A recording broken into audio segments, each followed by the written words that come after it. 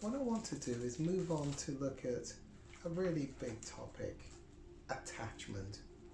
What is this thing called attachment? I always say, what a strange name that was given to it. In fact, it feels like exactly the opposite is what this whole area, this subject matter is about. It's much more about detachment.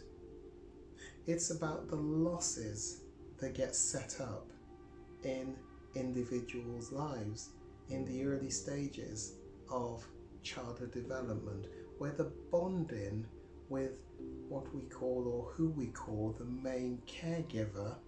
The main caregiver, typically a mum or a dad, but can very much be a foster parent, an adoptive parent, grandparents, aunts, whoever has the most significant influence in the day-to-day upbringing of the child, the main caregiver. So I'm going to show you some cycles that you can look at, which explain the stages that a child goes through in the development, in their growth, and how things can go wrong to set up attachment issues. One of the cycles is called securely attached cycle, and the diagram which you'll see accompanying the notes begins at the top, the 12 o'clock position, and it will show you, again remember, we're starting with the first 2 years of life typically, when this really clever person, Mr. John Bowlby, back in the 1940s, helped us to better understand this concept of attachment. And he talks about the first 2 years of life, but don't stop with the first 2 years of life where the damage arguably is done. The main damage is done in the child's life because of a separation or a not good enough bonding with the main caregiver, but go on right up to puberty, sometimes even afterwards, in fact perhaps even a lot of the times afterwards. And the point is, being fostered, being adopted, being sent to boarding school, these are significant events that causes a detachment, a separation from the main caregiver.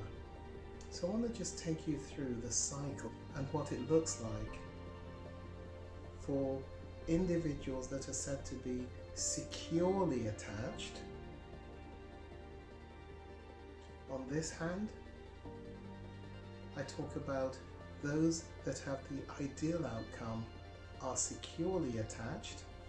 On this hand are the key things which we're really going to look at when we talk about attachment issues, and they are really what we call insecure attachments.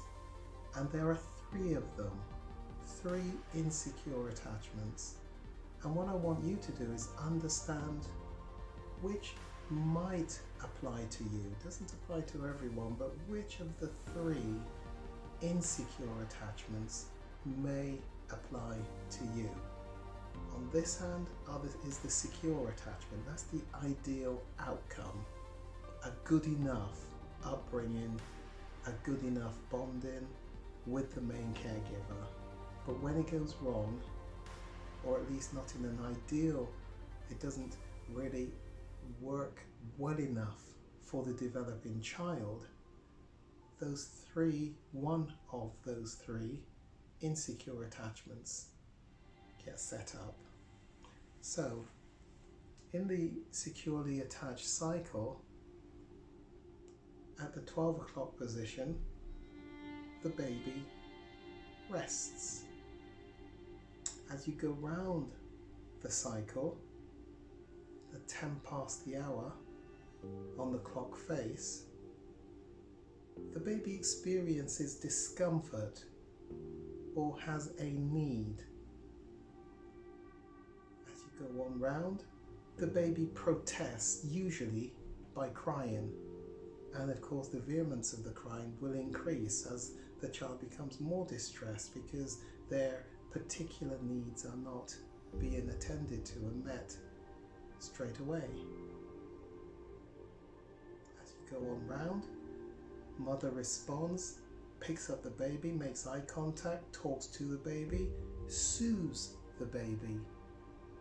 That's great. As you go on round the clock face, the baby, therefore, in response to the being looked after by mother, by the caregiver, the baby calms down and experiences trust. When the baby is out of sorts, cries, it doesn't mean immediately, but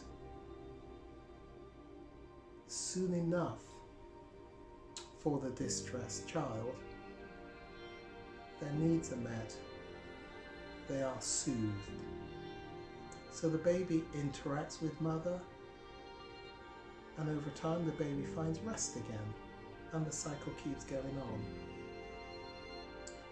This will now make sense when I take you through what happens though when it's disrupted, not a good enough caregiver. This is not really a criticism of parents. Please don't view it like that. We're not being critical of parents. The fact is, parents can do the very best for each child, but twin 1 experiences attachment, and life was done exactly the same way for twin 2, but twin 2 doesn't have any attachment issues. It's about the uniqueness of how that particular child's brain needed care and nurturing done. But of course, in many children's lives, the detachment, the separation, the not good enough care is quite apparent. And I'm going to take you through an explanation of those things.